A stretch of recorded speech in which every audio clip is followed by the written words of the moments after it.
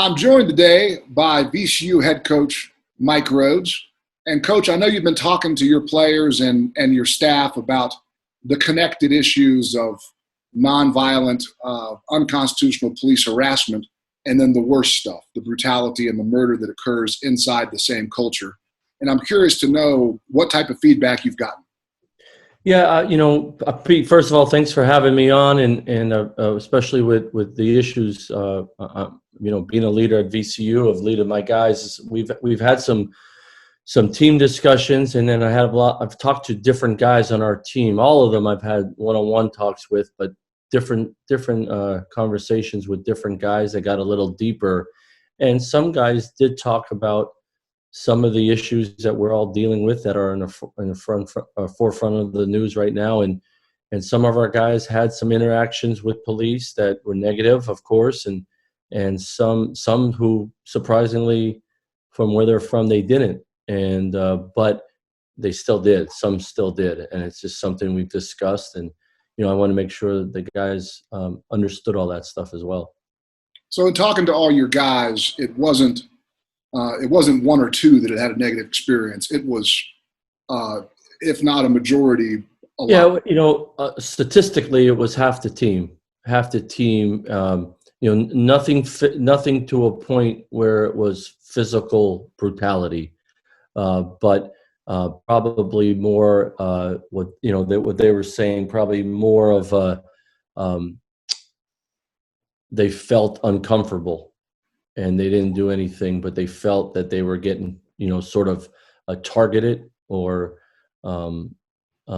they felt like, why are we getting pinpointed here? We didn't do anything wrong, or this doesn't feel right. But nothing to the physical approach or brutality at all. Yeah, and like we've talked about for years, we've been talking about this stuff for a long time, you and I, all the way back to when you were at Rice.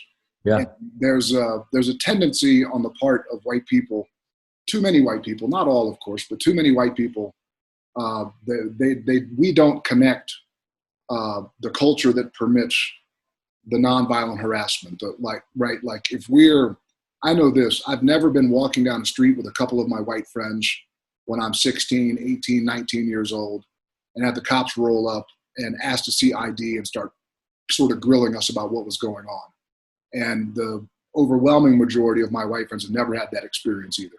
And so, as white people, we don't connect that, the foundational, nonviolent, but unconstitutional harassment that maybe is a little bit petty, but again, when you connect it culturally, a culture that permits that stuff, it's the same culture that permits the really ugly, correct things that occur later. And so it's called the Not Isolated Project. So 50% is not literally a majority, but a large percent of your team.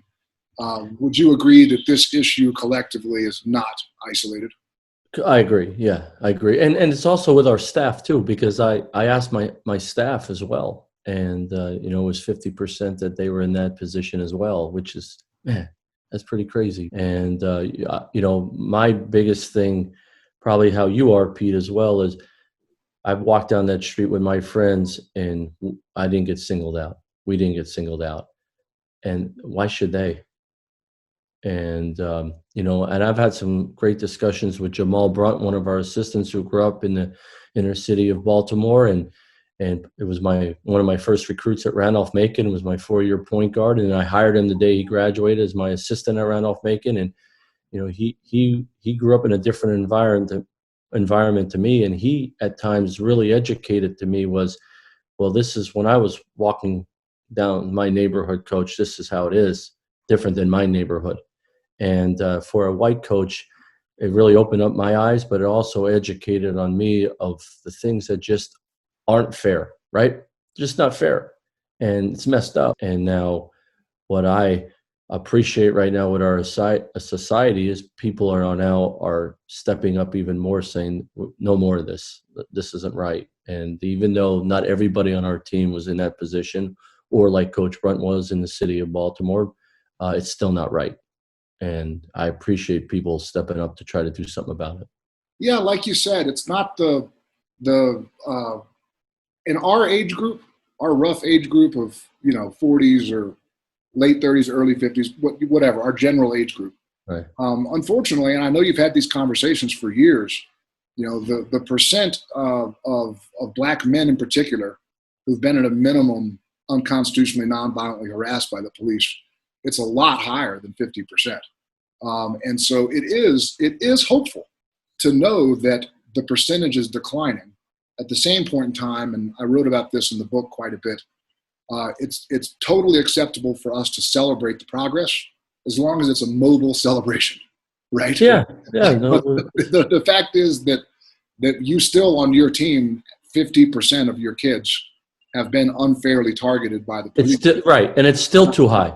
Right, You're exactly. exactly right. It's still too high. Maybe did I think it might be higher when I was asking the guys? Yeah, I did, but it was still too high because one's too many. And of course, when it gets to the next step of the brutality part and the killings, well, yeah, you're exact. One is too many, and we should know better.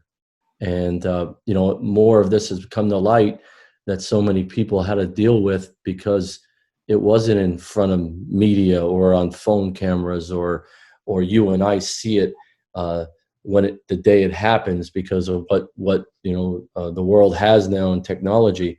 The toughest thing for me as I look back over my career now, 24 years, you hear of it but you don't see it. Now we see it. Even the little things that you saw, to why didn't we do more? Why didn't I do more when things weren't right? Why didn't that's not right? Let's do something about it. Do it right then and there. And there's no excuse for that. And especially now where we're at right now with the climate of our society, let's keep pushing forward to say, hey, 50%, Pete, that's not good enough either. But let's keep working on it. Let's keep working on it. Yeah, and it's incumbent. The reason I'm doing these videos with half black friends of mine and half white basketball coaching friends of mine is because as basketball white people, we got our eyes opened a lot earlier than other people. When Jamal Brunt comes to you and describes his experiences growing up in Baltimore, I'm sure initially you were like, whoa, like that's the right. But then the more longer you're in basketball, the more stories you hear, and it really hits you. And it's like, man, this isn't right. Yeah, we've made some progress, but this still isn't right. You're exactly right. I've always prided myself for 24 years, everywhere I've been, of really looking after my guys, taking care of my guys, being mentors of them, making them part of my family. And my wife, Jody, and I, we take great pride in that. And when you get done playing for me, you're still part of our family forever. And I love that part of it. I take great pride in that. But I also look back over my 24 years and say, man, I could have done more. I should have done more. And I got to do better now. And, even at 47 or 57, you can still become more educated and learn from the past to be better. And that, with where I'm at with the guys I have, I'm like, I got to do better. Yeah. And like you said, it's the conversations like these are helpful. And conversations like these that we've both been having for a long time off camera are helpful as well. It's really incumbent upon us to convince, by hook or by crook, as many white people as we can that yes, this stuff still happens. Yes, it's way too common for us to feel like it's isolated. And yes, it's incumbent upon us to fix it. The analogy I heard that I thought was an excellent one is that imagine black people have an apartment collectively and the roof is leaking because the white apartment upstairs has leaky pipes and so on and so forth. And so for centuries, black people have been cold and wet in the apartment below. And we far too often look at them like, hey, clean up your apartment. Your apartment's damp and mildewy. Like, what the hell's the matter with you? And they're kind of looking back at us like, would you please fix your pipes so that our roof quits leaking? And it really is on us as white people, with leaders such as yourself, to really step up and address this. I look back and say, we can continue. I got to do better. I got to do better. We got to do more. And I think that's really important, that we hold each other accountable. All coaches hold each other accountable more. Call it out. Call it out, dismantle it, eradicate it, and call it out, and do more than you ever have, because right now the eyes are on you to do more. And I think that's important. Yeah, and it's all eyes, right? Yeah.